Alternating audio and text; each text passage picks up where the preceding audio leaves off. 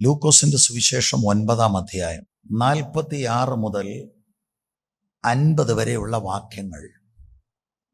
അവരിൽ വെച്ച് ആർ വലിയവൻ എന്നൊരു വാദം അവരുടെ ഇടയിൽ നടന്നു.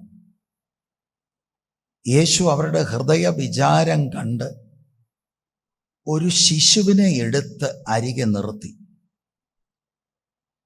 ഈ ശിശുവിനെ എൻ്റെ നാമത്തിൽ ആരെങ്കിലും കൈക്കൊണ്ടാൽ എന്നെ കൈക്കൊള്ളുന്നു.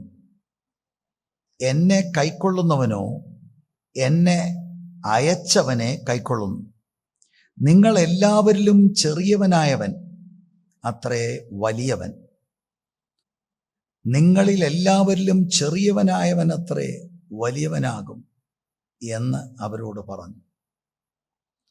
നാഥ, ഒരുത്തൻ നിന്റെ നാമത്തിൽ ഭൂതങ്ങളെ പുറത്താക്കുന്നത് ഞങ്ങൾ കണ്ടു.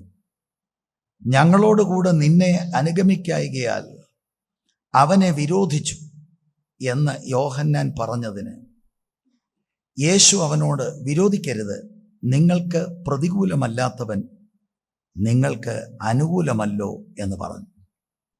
കഴിഞ്ഞ ഞായറാഴ്ച നമ്മൾ ഈ വേദഭാഗം വായിച്ച് ദൈവവചനം ധ്യാനിച്ചിരുന്നു. ഇത് 2-ാം ഭാഗമാണ്. ഈ 9-ാം അധ്യായത്തിൻ്റെ 46 മുതൽ 50 വരെയുള്ള ഈ വചനങ്ങൾ കർത്താവായ യേശുക്രിസ്തുവിൻ്റെ ഗലീലയിലെ ശുശ്രൂഷയുടെ സമാപന രംഗമാണ് നമ്മൾ കാണുന്നത്. ഈ വേദഭാഗത്തിൽ 2 സംഭവങ്ങളാണ് രേഖപ്പെടുത്തിയിരിക്കുന്നത്. ഈ 2 സംഭവങ്ങളുടെയും മുഖ്യമായ പ്രമേയം, മുഖ്യ സന്ദേശം എന്നുള്ളത് താഴ്മയുടെ പ്രാധാന്യത, നിഗള മനോഭാവം പ്രദർശിപ്പിക്കുന്ന കർത്താവിൻ്റെ ശിഷ്യന്മാരോട് ദൈവരാജ്യത്തിലെ താഴ്മയാണ് കർത്താവ് പഠിപ്പിക്കുന്നത്. 9-ാം അധ്യായം ഇതിനോടകം നമുക്ക് അല്പമായി ഒന്ന് നോക്കാൻ ദൈവം സഹായിച്ചു. 9-ാം അധ്യായത്തിൻ്റെ ആദ്യത്തെ 6 വാക്യങ്ങളിൽ ഇവർ ദൈവരാജ്യം പ്രസംഗിക്കുന്നവരും രോഗികളെ സൗഖ്യമാക്കുന്നവരും ഭൂതങ്ങളെ പുറത്താക്കുന്നവരുമാണ്.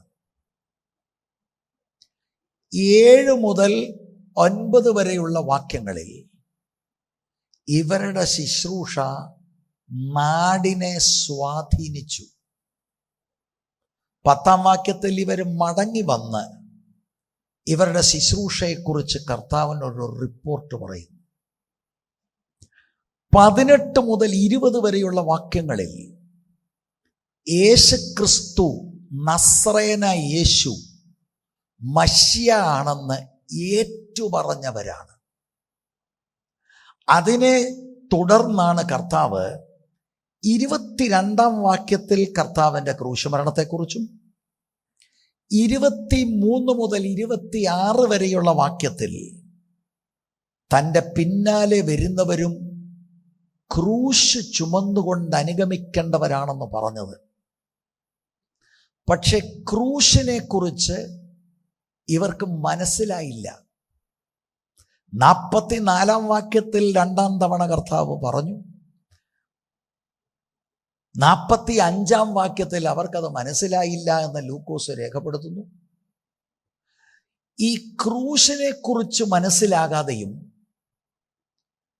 യേശുവിൻ്റെ പുറകെ ശിഷ്യത്വത്തിൽ നടക്കേണ്ട ഇവരോരോരുത്തരും ക്രൂശ് ചുമന്ന് നടക്കേണ്ടവരാണ്. തന്നെത്താൻ നിഷേധിച്ച് നാൾത്തോറും ക്രൂശെടുത്ത് അനുഗമിക്കേണ്ടവരാണെന്ന് മനസ്സിലാകാതെ ഇരിക്കുന്ന ഇവരാണ് ഇപ്പോൾ വലിയ വാദത്തിൽ അകപ്പെട്ടിരിക്കുന്നത്. തന്നെത്താൻ നിഷേധിക്കേണ്ടതിന് പകരം ആ പഴയ മനുഷ്യൻ്റെ സ്വഭാവം മുഴുബലത്തോടെ വെളിപ്പെടുന്നതായിട്ട് കാണുന്നു. ഇത് നമ്മളൊന്ന് ചിന്തിക്കണം. ശുശ്രൂഷ ഉള്ളത് നല്ലതാണ്, യേശുവിനെ ഏറ്റു പറഞ്ഞതും നല്ലതാണ്. പക്ഷേ ഇത്രയും നല്ല കാര്യങ്ങളുള്ള ഇവർ അപക്വമായ സ്വഭാവമാണ് പ്രദർശിപ്പിക്കുന്നത്. കർത്താവ് ആഗ്രഹിക്കുന്നത് ഇവർ പക്വതയിലേക്ക് വരണം. അപ്പൊ ഇത് അവരെക്കുറിച്ചും അവരോടുള്ള ബന്ധത്തിൽ നമ്മൾ ചിന്തിക്കുമ്പോൾ നമുക്കാണിത് അപ്ലൈ ചെയ്യേണ്ടത്. ഒരാൾ പ്രസംഗിച്ചു, ഒരാൾ പാട്ടുപാടി, വേറൊരാൾക്ക് വേറൊരു ഗിഫ്റ്റ്, ഇതെല്ലാം നല്ലതാണ്. രക്ഷിക്കപ്പെട്ടുവെന്ന് നമ്മൾ പറയും, നല്ലതാണ്, രക്ഷിക്കപ്പെടണമല്ലോ. നമ്മൾ രക്ഷിക്കപ്പെട്ടാലും ഈ പഴയ സ്വഭാവം പലപ്പോഴും തലപൊക്കും. ആ പഴയ സ്വഭാവത്തെ രക്ഷിക്കപ്പെട്ട് ആ പുതിയ മനുഷ്യൻ ആത്മാവിൻ്റെ ശക്തിയോടെ ഈ പഴയ മനുഷ്യനെ ഒതുക്കണം. അത് ദിവസവും നടക്കേണ്ട പ്രക്രിയയാണ്. അല്ലെങ്കിൽ കുടുംബത്തിൽ കലഹമുണ്ടാകും, സഭയിൽ പ്രശ്നമുണ്ടാകും, നമ്മൾ നിമിത്തം നാട്ടിലും പ്രശ്നമുണ്ടാകും. 46 മുതൽ 48 വരെയുള്ള വാക്യങ്ങളിലാണ് അവരുടെ ഇടയിലെ വാദം, തങ്ങളിൽ വലിയവനാരാണ്. ആദ്യത്തെ ഇൻസിഡന്റ് അവിടെയാണ്. അവിടെ നമ്മൾക്ക് കാണാൻ കഴിയുന്നത് വ്യക്തിഗത നിഗളമാണ്. ഈ 12 പേർക്കും ഇതുണ്ട്, ഞങ്ങളിൽ ആരാണ് വലിയവൻ. 49 മുതൽ 50 വരെയുള്ള വാക്യങ്ങളിൽ അവർ മറ്റൊരാളിൻ്റെ ശുശ്രൂഷയെ തടസ്സപ്പെടുത്തുവാനായിട്ട് ശ്രമിക്കുകയാണ്. അവിടെ വ്യക്തിപരമായ നിഗളം എന്നതിനേക്കാൾ സമൂഹമായ ഒരു നിഗളം, ഗ്രൂപ്പ് പ്രൈഡാണ്. ഇതാണ് 2 ഇൻസിഡന്റുകൾ നമുക്ക് കാണാൻ കഴിയുന്നത്.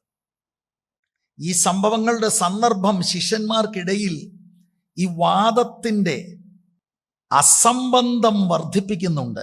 ഞാൻ സൂചിപ്പിച്ചതുപോലെ 44-ാം വാക്യത്തിൽ 2ാം തവണ കർത്താവ് അവിടുത്തെ മരണത്തെക്കുറിച്ച് പറയുന്നു.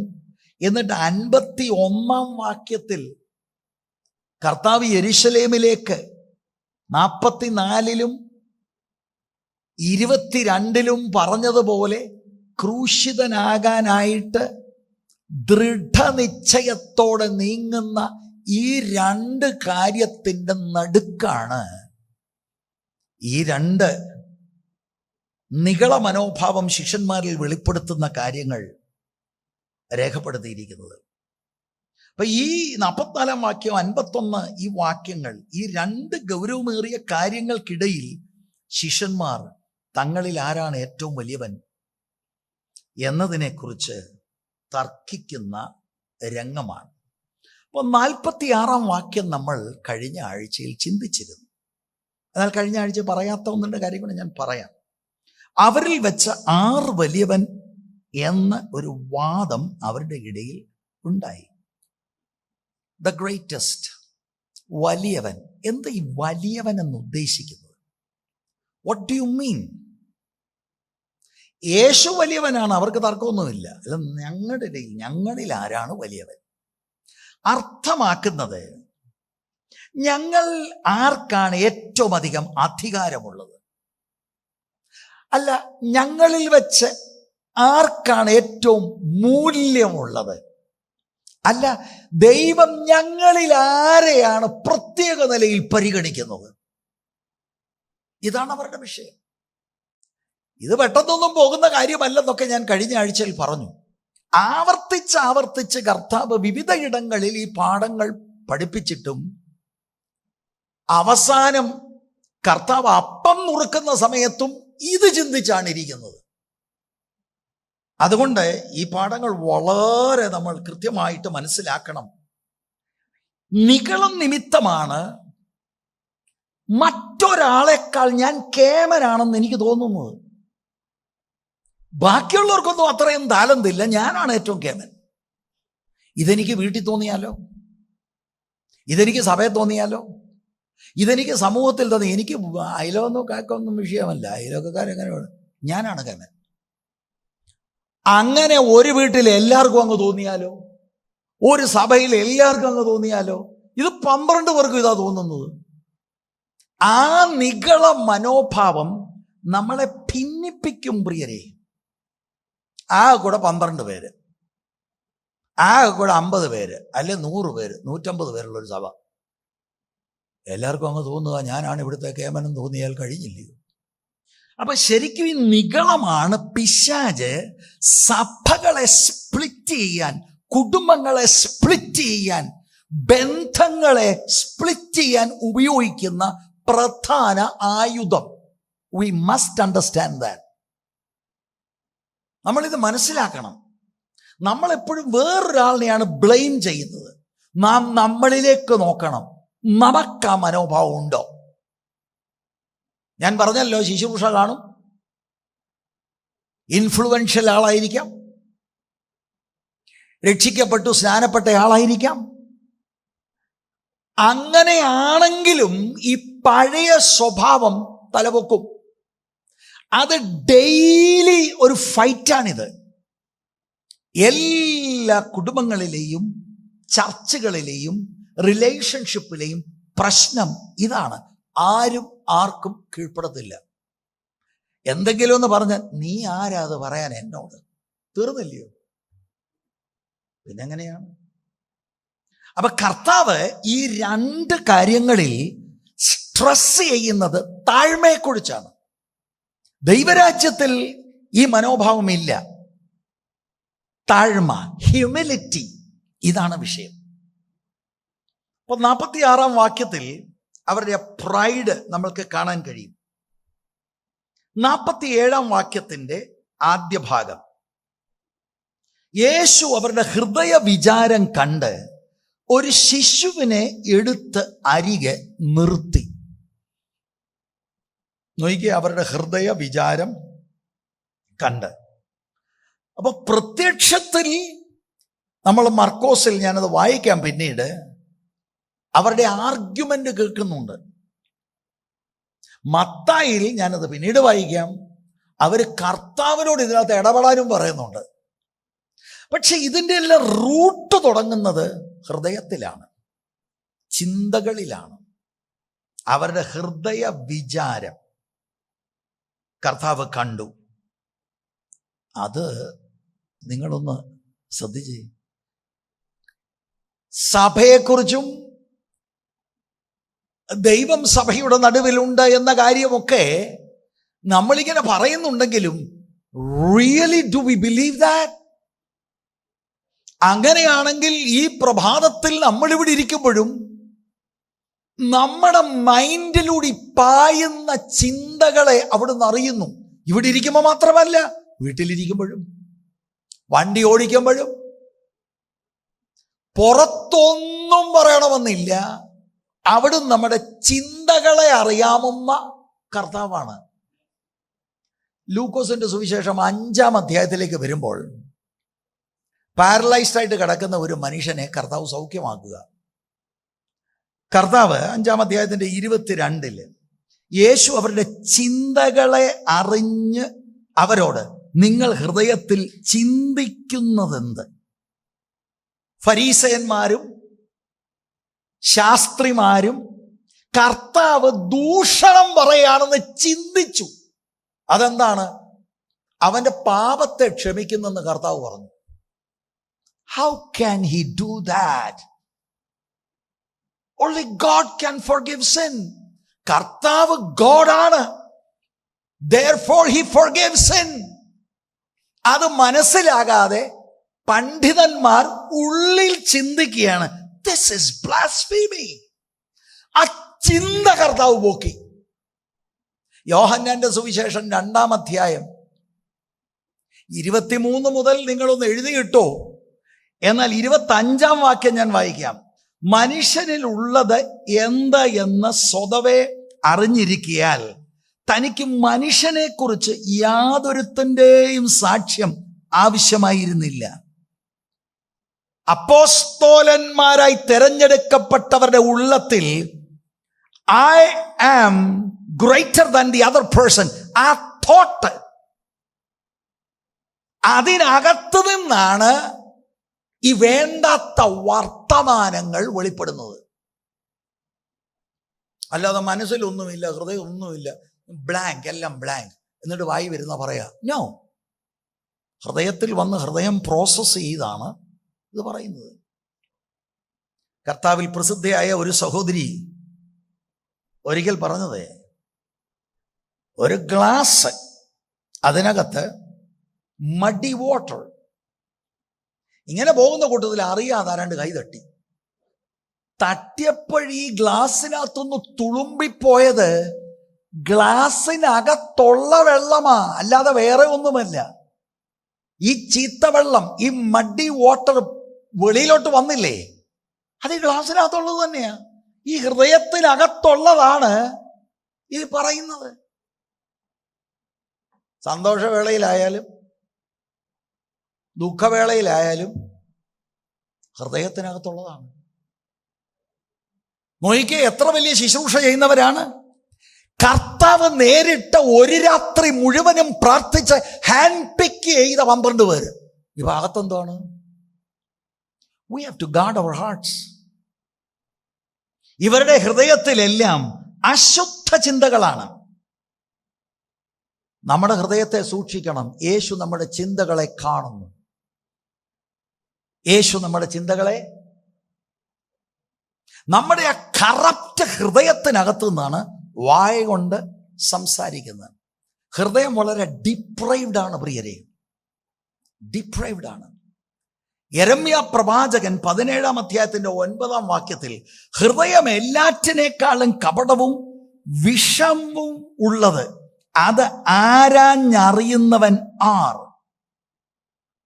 Deprived heart. ഈ ഡിപ്രൈവ്ഡ് ആയിട്ടുള്ള ഹാർട്ടാണ് ഡിഫൈലിംഗ് ആയിട്ടുള്ള സംസാരത്തെ കൊണ്ടുവരുന്നത്. നമുക്കറിയാവുന്ന ഒരു വാക്യം, ലൂക്കോസ് 6:45 2-ാം ഭാഗം, ഹൃദയത്തിൽ നിറഞ്ഞ് കവിയുന്നതല്ലോ വായ പ്രസ്താവിക്കുന്നത്. ഈ ആത്മാവിന്റെ ഭരണമുണ്ടെങ്കിലേ സെൽഫ് കൺട്രോൾ എന്ന് പറഞ്ഞൊരു കാര്യമുണ്ട്. ഒരു നിയന്ത്രണം ഇതിന്മേൽ കൊണ്ടുവരണം. ഇത് ഡെയിലി പോരാട്ടമാണ്.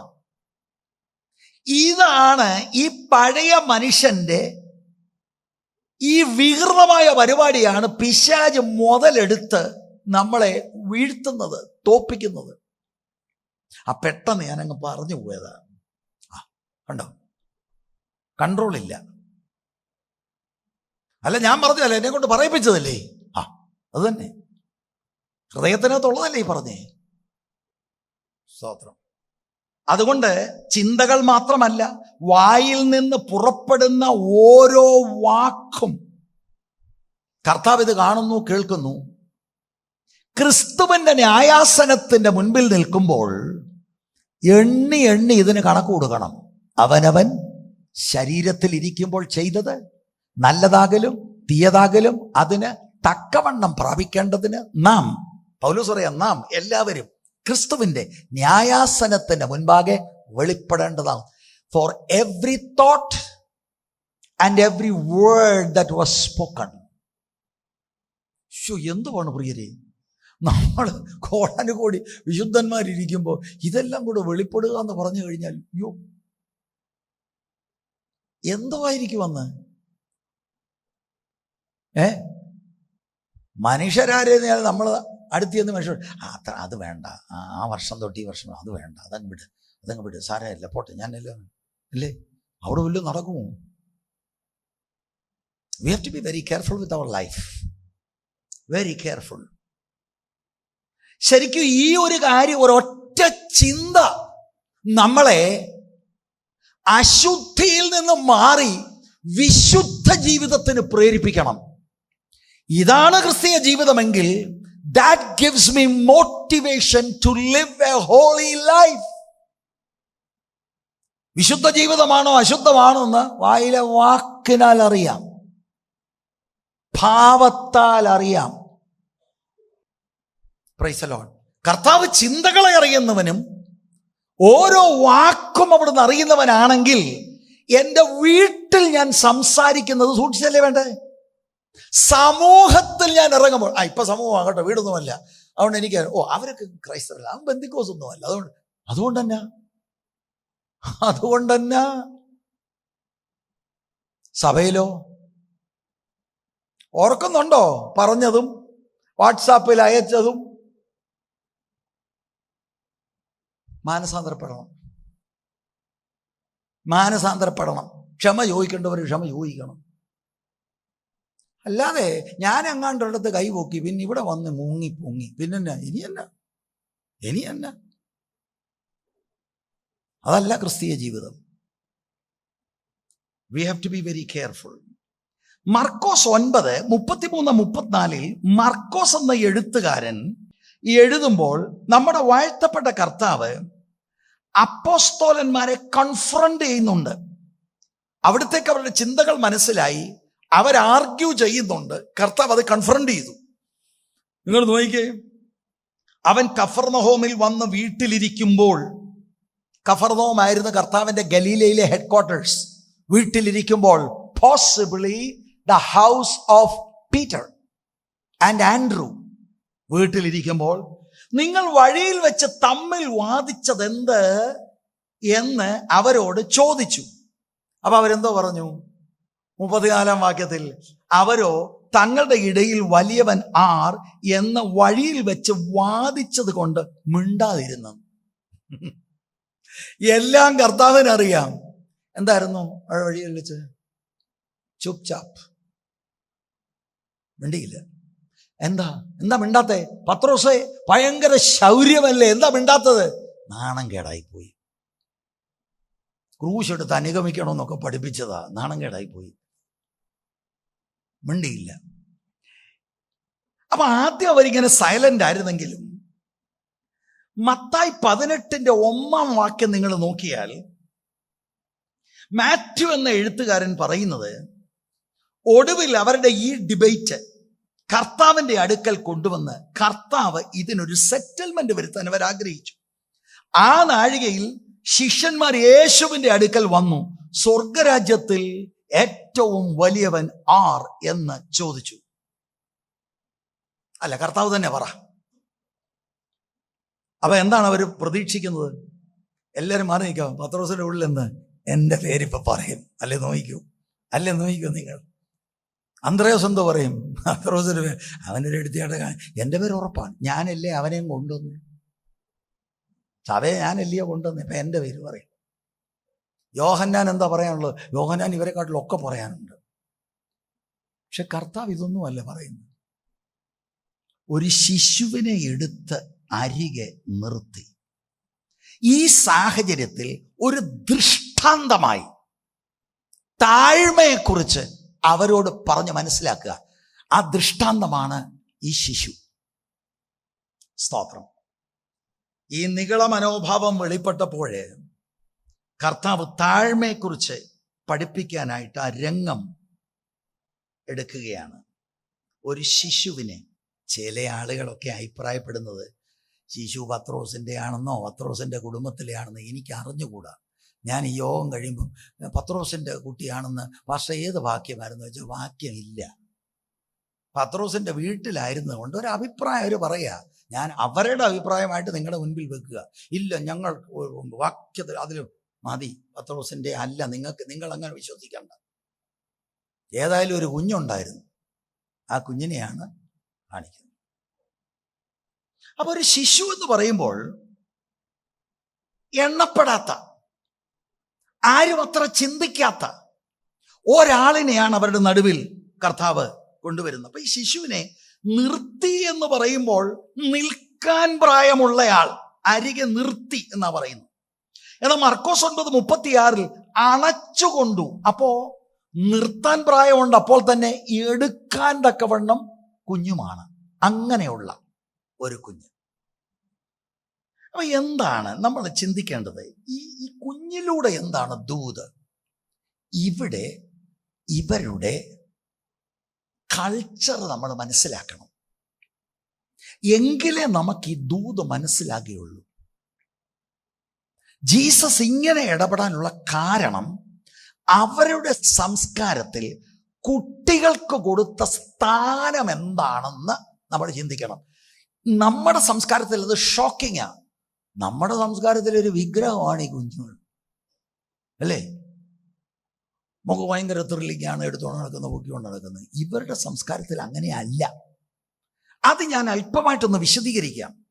അപ്പം നിഗളമാണ്, നിഗളത്തെ ഖണ്ഡിക്കുകയാണ്. യേശുവിൻ്റെ വിഷയം താഴ്മ പഠിപ്പിക്കുക എന്നുള്ളതാണ്. ദൈവരാജ്യത്തിലെ താഴ്മ എന്താണ്? അതിന് യേശു ഇലസ്ട്രേഷൻ ചെയ്യുന്നത് ഒരു ശിശുവിനെയാണ്. യഹൂദ മതത്തിൽ അവർ ചിന്തിച്ചിരുന്നത് 12 വയസ്സിൽ താഴെയുള്ള ഒരു കുട്ടിയെ ദൈവവചനം പഠിപ്പിക്കാൻ ശ്രമിക്കുക പോലും വരുത്. It is a waste. അവരുടെ ഇടയിലെ നേതാക്കന്മാരായ റബ്ബിമാർ മിക്കപ്പോഴും ശിശുക്കളെ പൂർണ്ണമായി അവഗണിച്ചിരുന്നു. അപ്പൊ അവരുടെ സമൂഹത്തിൽ അതാണ് ഒരു ശിശു. അവഗണിക്കപ്പെട്ടയാൾ, എണ്ണപ്പെടാത്തയാൾ. അവരുടെ ഇടയിൽ കർത്താവിൻ്റെ ആ സമയത്ത്, അവിടുത്തെ ഐഹിക ശുശ്രൂഷ സമയത്ത് സാധാരണയായി കുട്ടികളെ അവിടുത്തെ ആളുകൾ പുച്ഛിച്ചിരുന്നു. അതിന്റെ കാരണം അവരെ ഏറ്റവും ദുർബലരായിട്ടാണ് എണ്ണിയത്. These are weaklings. യാതൊരു നിലയിലും മൂല്യമില്ലാത്തവരായാണ് ശിശുക്കളെ കൺസിഡർ ചെയ്തത്. നമ്മൾ അങ്ങനെയല്ല. നമുക്കിത് ഷോക്കിംഗ് ആണ്. അതുകൊണ്ട് ആ സംസ്കാരത്തിൽ കർത്താവ് ഇത് ചെയ്യുമ്പോൾ വാസ്തവത്തിൽ കൗണ്ടർ കൾച്ചറാണത്. അവർക്ക് ഷോക്കിംഗ് ആണ് കർത്താവ് ചെയ്യുന്നത്. അന്നത്തെ ആളുകൾ ശിശുക്കളെ മൈൻഡ് ചെയ്യത്തില്ല. അതിൻ്റെ ഒരു കാരണം, ഈ ശിശുക്കളിൽ എത്ര പേരാണ് പ്രായപൂർത്തിയാകുന്നതിന് എന്ന് പോലും നിശ്ചയമില്ല. പലതും യൗവനത്തിൽ തന്നെ, കുഞ്ഞായിരിക്കുമ്പോൾ തന്നെ മരിച്ചു പോകും. ഞാൻ മനസ്സിലാക്കിയിട്ടുള്ളത് പറയാം. മാതാപിതാക്കൾ ചിലർക്ക് ചില കുഞ്ഞുങ്ങളെ അത്ര ഇഷ്ടമല്ലെങ്കിൽ ചാകാൻ ഏൽപ്പിച്ചു കൊടുക്കും. പോട്ടെന്നേ. അത്ര കഠിന ഹൃദയമുള്ളവരായിരുന്നു അവർ. നമുക്കത് വളരെ ഷോക്കിംഗ് ആണ്. വൈകല്യമുള്ള കുഞ്ഞുങ്ങളായി കിട്ടിയാൽ പോലും നമ്മുടെ ഇടയിൽ മാതാപിതാക്കൾ എത്ര കരുതലോടാണ് കുട്ടികളെ പരിചരിക്കുന്നത്. ഞാൻ അതിനൊക്കെ ദൃക്സാക്ഷിയാണ്. പലയിടത്തും ഞാൻ നോട്ട് ചെയ്തിട്ടുണ്ട്. ഈ അടുത്ത സമയത്തൊരു അമ്മയോട് കുറച്ച് ആളുകൾ പറഞ്ഞു,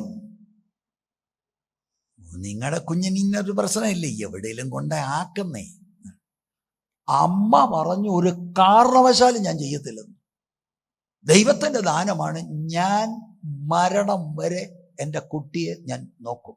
ശരിക്കും ഞാൻ അവിടെ ഇരുന്ന് ഓർത്തുപോയി, ഇതാ അമ്മ. അവൻ നമ്മുടെ ഒരു രീതി അല്ല. അവരുടെ ഇടയിൽ ശിശുക്കളെ ആ നിലയിലാണ് അവര് ചിന്തിച്ചിരുന്നത്. പുരാതന ചില വ്യാഖ്യാനങ്ങൾ പറയുന്നത്, അതിരാവിലെ മടിയനെ പോലെ കിടന്നുറങ്ങുന്നവനും മിഡ് ഡേ നട്ടുച്ചയ്ക്ക് വീഞ്ഞു കുടിക്കുന്നവനും പിള്ളേരുമായിട്ട് വെറുതെ വാചകമടിച്ചിരിക്കുന്നവനും കവലയ്ക്ക് വന്ന് ആളുകൾ ചേർന്ന് വാചകമടിക്കുന്നവനും ഇങ്ങനെയുള്ളവരെ കുറിച്ച് പറയുന്നത് ആ മനുഷ്യൻ തന്നെത്താൻ തകർന്നു പോകുന്നവനാണ്. അപ്പൊ കുഞ്ഞുങ്ങളുമായിട്ട് വാചകമടിച്ചിരിക്കുക എന്ന് പറയുന്നത് അവർക്ക് ഊഹിക്കാൻ കഴിയാത്ത കാര്യമാണ്. അതിൻ്റെ ഇടയിലാണ് കർത്താവ് ഈ കൾച്ചറിനെ എല്ലാം റിവേഴ്സ് ചെയ്ത് ആ കൾച്ചറിൻ്റെ നേരെ വിപരീതമായി കർത്താവ് ചില കാര്യങ്ങൾ അവിടെ കാണിക്കുകയാണ്. ഒരു ശിശുവിനെ എടുത്ത് അവരുടെ മുമ്പിൽ കൊണ്ടു നിർത്തുകയാണ്. എന്ന് പറഞ്ഞാൽ ആരാ? അന്നമില്ലാത്തവൻ, സമൂഹത്തിൽ എണ്ണപ്പെടാത്ത ഒരാൾ, സമൂഹത്തിലെ ഏറ്റവും താഴ്ന്നയാളിനെ റിഫ്ലക്റ്റ് ചെയ്യുകയാണ് ഈ ശിശു. എന്താ ഇവര് കടന്ന് പരിശ്രമിക്കുന്നത്? സ്റ്റാറ്റസ്. ഞങ്ങളുടെ റാങ്കിങ് എന്താ? കർത്താവ് ചെയ്യുന്നത് ഒരു ശിശുവിനെ കൊണ്ട് നിർത്തി. ഒരു സ്റ്റാറ്റസിന് വേണ്ടി ലഹളയില്ല. അവർക്ക് റാങ്കിങ് വിഷയമല്ല. നിസ്സഹായനായിട്ട് നിൽക്കുന്ന ഒരു കുട്ടി. മത്തായിയുടെ സുവിശേഷം 18:3-4 വാക്യത്തിൽ, നിങ്ങൾ തിരിഞ്ഞ് ശിശുക്കളെ പോലെ ആയി വരുന്നില്ല എങ്കിൽ സ്വർഗരാജ്യത്തിൽ കടക്കയില്ല എന്ന് ഞാൻ സത്യമായിട്ട് നിങ്ങളോട് പറയുന്നു. ആകയാൽ ഈ ശിശുവിനെ പോലെ തന്നെത്താൻ താഴ്ത്തുന്നവൻ സ്വർഗരാജ്യത്തിൽ ഏറ്റവും വലിയവൻ ആകുന്നു. അപ്പൊ അവർക്ക് പറയാനുള്ള ശുശ്രൂഷയുടെ വീമ്പും ഇതൊന്നുമല്ല കർത്താവ് പറയുന്നത്. അവർ തന്നെത്താൻ താഴ്ത്തണം എന്നുള്ള ഒരു ദൂത ഇതിനകത്ത് അന്തർലീനമായി കിടക്കുന്നുണ്ട്. അല്ലാതെ അവർക്ക് റാങ്ക് ഒന്നുമല്ല. ശരിക്കും ഒരു പൊങ്ങച്ചവും പറയാതല്ലേ ദൈവത്തിന്റെ ഭരണത്തിന്റെ കീഴിൽ വന്നത്.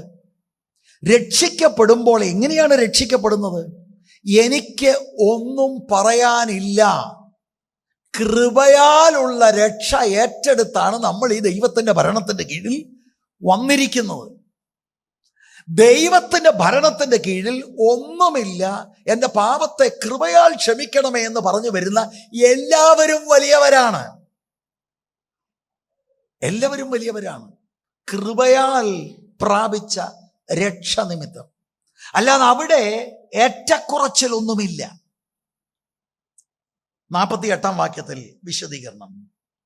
ഈ ശിശുവിനെ, ഇപ്പൊ ഈ നിർത്തിയിരിക്കുന്ന ഈ ശിശുവിനെ, സമൂഹത്തിൽ എണ്ണപ്പെടാതെ ഒരാൾ, അതിനെ റിഫ്ലക്റ്റ് ചെയ്യുന്ന ഈ ശിശുവിനെ എൻ്റെ നാമത്തിൽ ആരെങ്കിലും കൈക്കൊണ്ടാൽ എന്നെ കൈക്കൊള്ളുന്നു, എന്നെ കൈക്കൊള്ളുന്നവനോ എന്നെ അയച്ചവനെ കൈക്കൊള്ളുന്നു.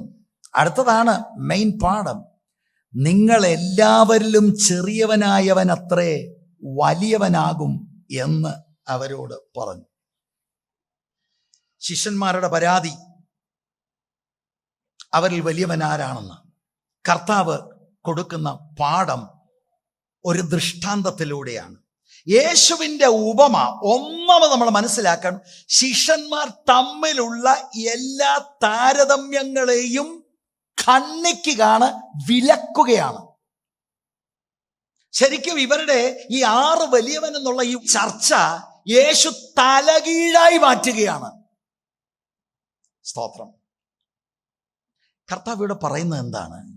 എൻ്റെ നാമത്തിൽ ഈ ശിശുവിനെ എന്ന് പറഞ്ഞാൽ സമൂഹത്തിൽ അവഗണിക്കപ്പെട്ട ഒരു വിശ്വാസിയെ റെപ്രസെന്റ് ചെയ്യുന്ന ഈ കുട്ടിയെ എൻ്റെ നാമത്തിൽ കൈക്കൊണ്ടാൽ എന്നെ കൈക്കൊള്ളുകയാണ്. സമൂഹത്തിൽ എണ്ണപ്പെട്ടതല്ല. നമുക്കെല്ലാം എപ്പോഴും ഈ വലിയവർ തമ്മിലുള്ള എൻ്റെ സ്റ്റാറ്റസിന് ചേരുന്നവർ തമ്മിലാണ് ബന്ധം.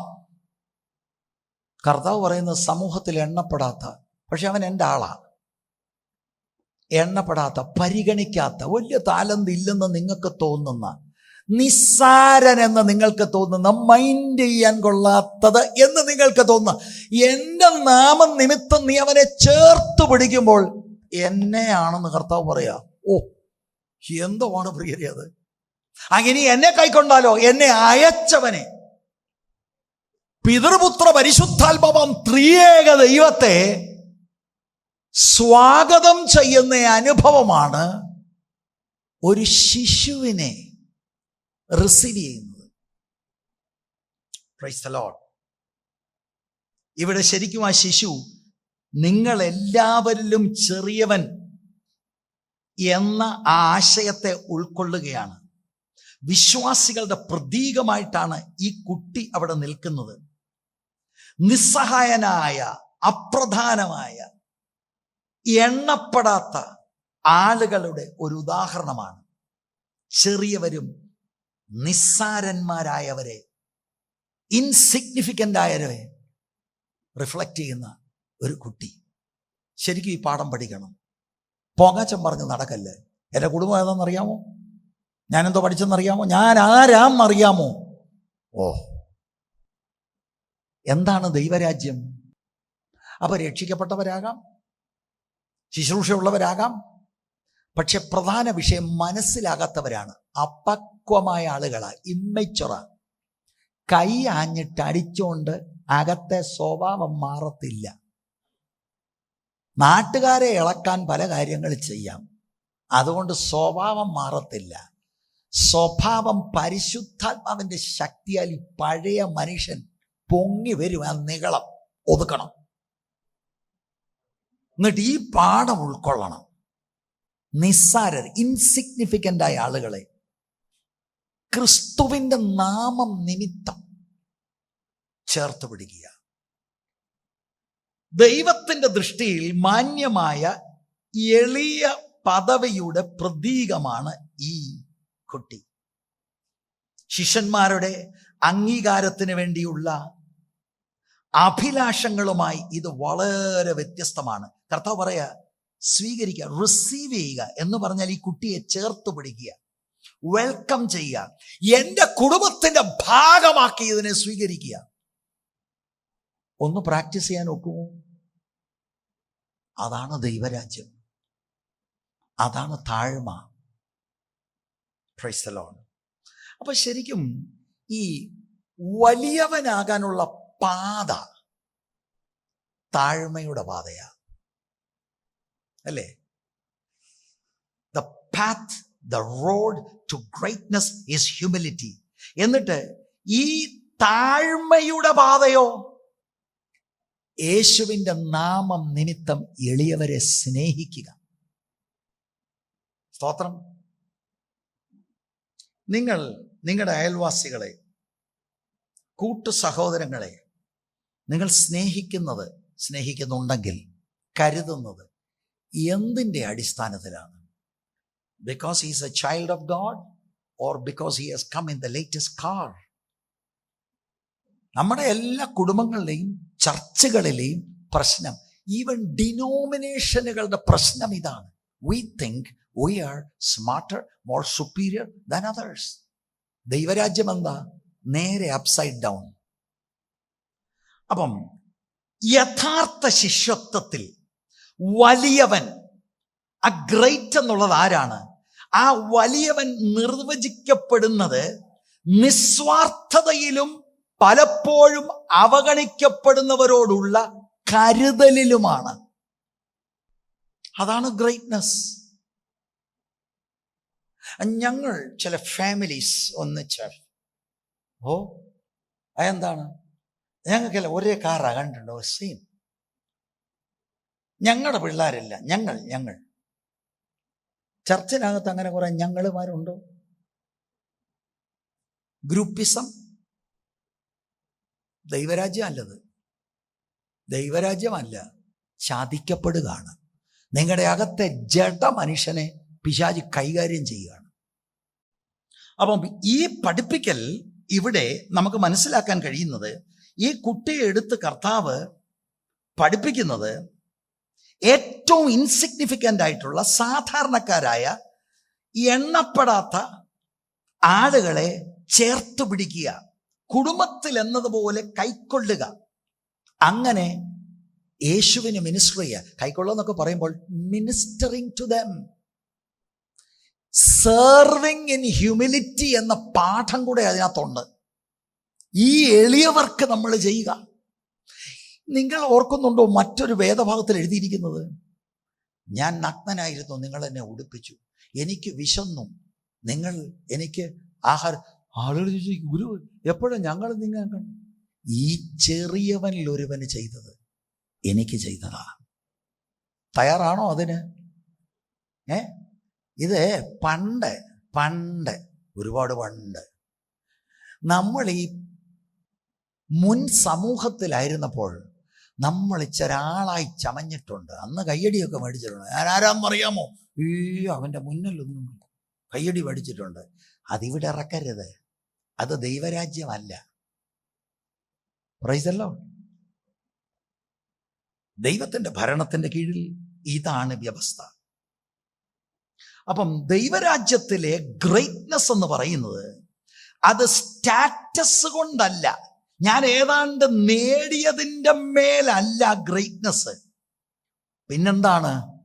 An earnest strong desire to serve insignificant little people.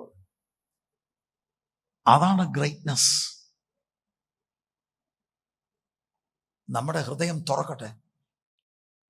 സമൂഹം എണ്ണാത്ത, സമൂഹം അവഗണിക്കുന്നയാള് മൈ ബെസ്റ്റ് ഫ്രണ്ട്.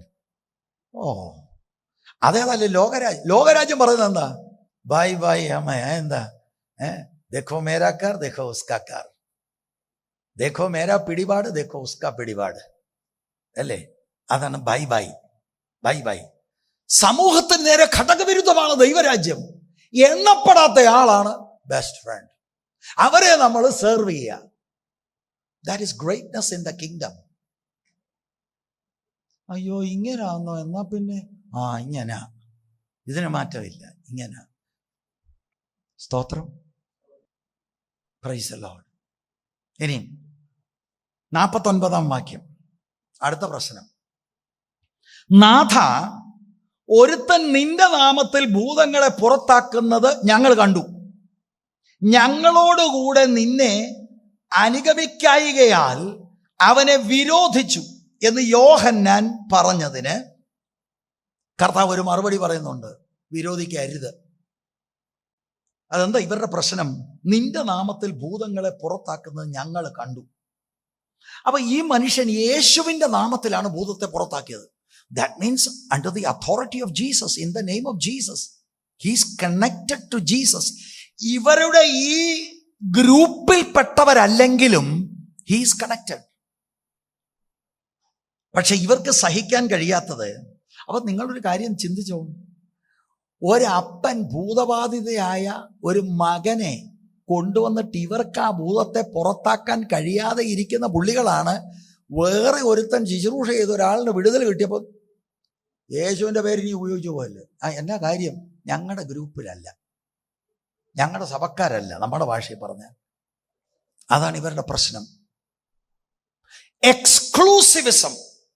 ഞങ്ങൾ മാത്രമാണ് ആത്മീകർ, ഞങ്ങളാണ് ചെയ്യേണ്ടത്, മറ്റുള്ളവർ നോ, വി ഡോണ്ട് അക്സെപ്റ്റ്. നിഗളമാണത്.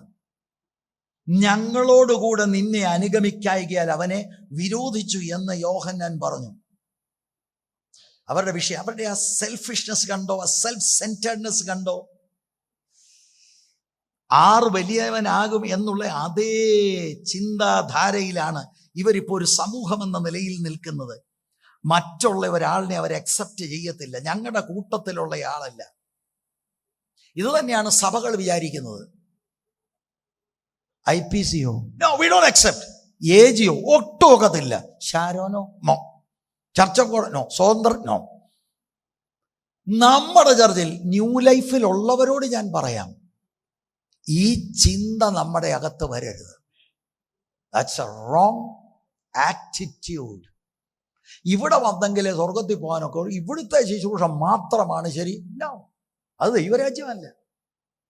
യേശുവിൻ്റെ നാമത്തിൽ, ഞാൻ നിങ്ങളോട് തുറന്നു പറയാം, യേശുവിൻ്റെ നാമത്തിൽ കർത്താവുമായ ബന്ധത്തിൽ സുവിശേഷം പറഞ്ഞ്, സുവിശേഷം ആയിരിക്കണം പറയുന്നത്, സുവിശേഷം പറഞ്ഞ് ആളുകൾ വിടുതൽ പ്രാപിക്കുന്നുണ്ടെങ്കിൽ praise God for that people. അവരെ അക്സെപ്റ്റ് ചെയ്യാൻ തയ്യാറാകണം, അല്ലാത്തത് നിഗളമാണ്. കർത്താവ് അത് കർക്കശമായി വിലക്കുകയാണ്. അപ്പൊ ഇവിടെ ഒരു കാര്യം എടുത്തു പറയാം. അപ്പൊ എല്ലാവരെയും അക്സെപ്റ്റ് ചെയ്യാമോ? അതെ, അങ്ങനെ ഞാൻ പറഞ്ഞത്. ദുരുപദേശകരെ അക്സെപ്റ്റ് ചെയ്യണമെന്നല്ല അർത്ഥം. അല്ല, മാർഷം എന്ന് പറഞ്ഞ് ദൂത് അനുസരിച്ച് ഞാൻ ദുരുപദേശകരെ എല്ലാം വീട്ടിൽ വിളിച്ചപ്പോൾ ഊണ് കൊടുക്കുക, അങ്ങനല്ല പറഞ്ഞത്. അടിസ്ഥാന ഉപദേശങ്ങളിൽ കൃത്യതയുള്ളവരും ഐക്യതയുള്ളവരും തമ്മിലൊരു ഐക്യത ഉണ്ടാകണം. യേശുക്രിസ്തുവിന്റെ ദൈവത്വം നിഷേധിക്കുക, ത്രിയേക ദൈവം എന്ന അടിസ്ഥാന ഉപദേശം തിരസ്കരിക്കുക, ഇങ്ങനെയുള്ള കാതലായ ഉപദേശങ്ങളിൽ വൈകല്യമുള്ളവരുമായിട്ട് ഒരു ബന്ധവും ഇല്ല. പക്ഷേ അടിസ്ഥാന ഉപദേശങ്ങൾ യോജിക്കുന്നവർ തമ്മിലോ ഇന്ന് ഒക്കുന്നുണ്ടോ? അതെങ്ങനെ? ഒരു സഭയിൽ ഒക്കുന്നില്ലല്ലോ, പിന്നാട്ട് ഉപദേശ ഐക്യത ഉള്ളവർ തമ്മിൽ. നമ്മൾ വാസ്തവത്തിൽ എവിടെ വീണുപോയി പ്രിയരെ? എന്തൊരു നിഗള മനോഭാവമാണിത്. ഞാൻ പ്രസംഗിച്ച അത് മതി, വേറെ ഒരു പ്രസംഗവും നോ, എൻ്റെ പാട്ട്.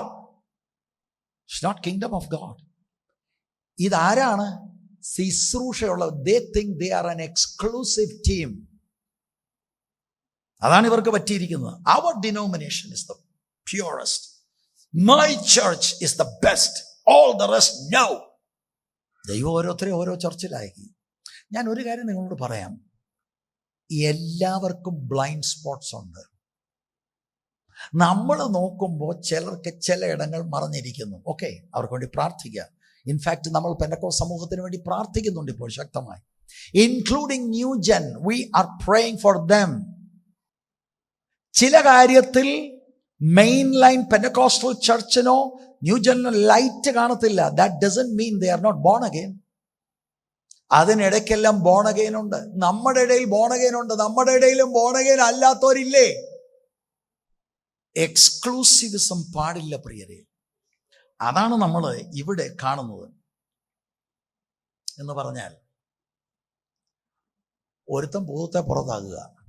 കർത്താവ് പറഞ്ഞ മറുപടി നിങ്ങൾ നോക്കിക്കേ. യേശു അവനോട് വിരോധിക്കരുത്, നിങ്ങൾക്ക് പ്രതികൂലമല്ലാത്തവൻ നിങ്ങൾക്ക് അനുകൂലമല്ലോ എന്ന് പറഞ്ഞു. എടാ, അവൻ നിന്റെ എനിമി അല്ല. IPCക്കാർ കൺവെൻഷൻ നടത്തിയിട്ട് നമ്മളെല്ലാം കൂടെ പോയി എന്തുവായിട്ടത് ഇത് അവരെന്നെ നമ്മുടെ ശത്രുവാണോ? They are our brothers. AG is our brother. Church of God our brothers. Sharon our brothers. എന്തിനാണ് എതിർക്കുന്നത്? യേശുവിന്റെ നാമത്തിൽ ഭൂതത്തെ പുറത്താക്കുമ്പോൾ ഒരുത്തന് വിടുതലല്ലേ വന്നത്, അതിൽ സന്തോഷിക്കുകയല്ലേ വേണ്ടത്. കർത്താവ് പറയാ, വിലക്കരുത്. He is not against you. He is not your enemy. നമ്മൾ ഓരോ സ്ഥലങ്ങളിൽ ചെല്ലുമ്പോൾ വളരെ ശക്തമായി സുവിശേഷം പറയും. വചനവിരുദ്ധമായ കാര്യത്തെ നമ്മൾ വെട്ടിയാണ് സംസാരിക്കുന്നത്. അതിന്റെ അർത്ഥം ഇവരെല്ലാം നമ്മുടെ എനിമി, നമ്മൾ അവരുടെ എനിമി അല്ല. അങ്ങനെ ആർക്കെങ്കിലും തെറ്റിദ്ധാരണ വന്നിട്ടുണ്ടെങ്കിൽ തിരുത്തപ്പെടണം. എക്സ്ക്ലൂസിവിസം അല്ല നമ്മൾ ഇവിടെ പ്രസംഗിക്കുന്നത്. ഞാൻ നിങ്ങളോട് എത്ര തവണ പറഞ്ഞിട്ടുണ്ട്, ഇവിടെ വന്നെങ്കിലേ സ്വർഗത്തിൽ പോകാനൊക്കെ, ഇവിടെ വന്നെങ്കിലേ രക്ഷിക്കപ്പെടാനൊക്കെ. അങ്ങനെ ഒരു തിയോളജി നമുക്കില്ല. സ്തോത്രം. ഇവിടെ ദൈവത്താൽ ആകർഷിതമായി ഒരു സംഘം വരുന്നു, നിങ്ങളെ ഓർത്ത് ദൈവത്തിന് സ്തോത്രം ചെയ്യുന്നു. ഇവിടെ വന്ന് ദൈവവചനത്തിന് എക്സ്പോസിഷൻ നിങ്ങൾ പഠിക്കുക. പഠിക്കുമ്പോൾ നമ്മൾ ഈ പാഠവും പഠിക്കുന്നു. To love others who stand for the name of Jesus. അതും പഠിക്കുക. നിങ്ങളുടെയൊക്കെ ചില വീടുകളുടെ അടുത്തൊക്കെ എല്ലാം മറ്റ് ഡിനോമിനേഷനിലുള്ള പെന്തിക്കോസ്തരല്ലേ, യേശുവിന്റെ നാമത്തിൽ, യേശുവിന്റെ നാമത്തിൽ. അതെന്തിനാ അങ്ങനെ പറയുന്നത്? അവരുടെ അവിടെ ഒരു കോട്ടേജ് മീറ്റിംഗ് ഉണ്ടായി. നിങ്ങളോട് പറഞ്ഞു, തൊട്ട നെയ്ബർ വരണേ, സഹകരിക്കണേ. No no no no no no. അന്ന് ഞാൻ നേരത്തെ വണ്ടി എടുത്തുകൊണ്ടെങ്കിൽ ഇറങ്ങും. എന്തിന്? ദുരുപദേശമാണെങ്കിൽ സഹകരിക്കണ്ട, അല്ലെങ്കിൽ what's your problem? So you think that you are the best. You yourself have so many blind spots. കണ്ടോ ആ നിഗളത്തെ കർത്താവ് കൈകാര്യം ചെയ്യുന്നത്? യേശു അവനോട് വിരോധിക്കരുത്, forbid him not. അവന്റെ വഴിയിൽ വന്ന് അവനെ തടസ്സപ്പെടുത്തരുത്. അവൻ he is for us, not against us. സ്തോത്രം. നിങ്ങൾക്ക് പ്രതികൂലമല്ലാത്തവൻ നിങ്ങൾക്ക് അനുകൂലമല്ലോ എന്ന് പറഞ്ഞു. ഈ പാഠം വളരെ വിലയേറിയതാണ്. ഞാൻ ഇതിനോടുള്ള ബന്ധത്തിലുള്ള കാര്യങ്ങൾ ഇവിടെ ഞാൻ നിർത്തുകയാണ്. ഈ രണ്ടാമത്തെ പാഠം 46 മുതൽ 48 വരെ അവരുടെ ഇടയിലുള്ള ഒരു നിഗള മനോഭാവം. ഞങ്ങളിൽ വലിയവൻ. 49 50 വാക്യത്തിൽ സമൂഹമായിട്ട് അവർ ചിന്തിക്കുക, ബാക്കിയുള്ളവരും പോരാ, ഞങ്ങൾ യേശുവിനെ അനുഗമിക്കുന്നു. യേശു പറഞ്ഞു, അവൻ യേശുവിൻ്റെ നാമത്തിലാണ് ഭൂതങ്ങളെ ഭൂതങ്ങളെ പുറത്താക്കാൻ ഈ 12 പേരെ മാത്രമല്ല ഏൽപ്പിച്ചിരിക്കുന്നത്. It's done in the name of Jesus. ഈ ദൈവരാജ്യത്തിൻ്റെ പ്രവൃത്തിയിൽ നമുക്കൊന്ന് അടുത്തു വരാം. വിശാല ഹൃദയം നമുക്കുണ്ടാകട്ടെ. പിന്നെയും ഞാൻ പറയാം, അടിസ്ഥാന വേദ ഉപദേശങ്ങളെ പ്രമാണിക്കാത്തവരും പ്രചരിപ്പിക്കാത്തവരും അതിനെതിരെ നിൽക്കുന്നവരുടെ കാര്യം അല്ല ഈ പറയുന്നത്.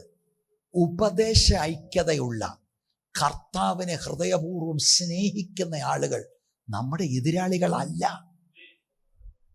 വേറൊരാൾ നടത്തുന്ന ഒരു കൺവെൻഷൻ നമ്മളവിടെ പോയിരുന്ന ആ യോഗത്തിന് പാർട്ടിസിപ്പേറ്റ് ചെയ്ത് നമ്മളൊന്ന് കൈ, എന്താ പ്രശ്നം? എന്താ? കർത്താവായ യേശു ക്രിസ്തു മടങ്ങി വരുന്നു, യേശുവിന്റെ നാമത്തിൽ, യേശുവിന്റെ നാമത്തിൽ. എന്താ പറഞ്ഞ തെറ്റിപ്പോയോ? ഇല്ല, ഞങ്ങളുടെ പാസ്റ്റർ അത് പറയണം. No no no. അത് നമ്മുടെ ഇടയിലുള്ള ഒരു എക്സ്ക്ലൂസിവിസം മനോഭാവമാണ്. അങ്ങനെയല്ല. നമ്മുടെ ചിന്തകൾ മാറട്ടെ.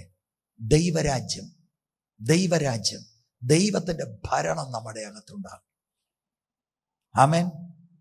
സ്തോത്രം.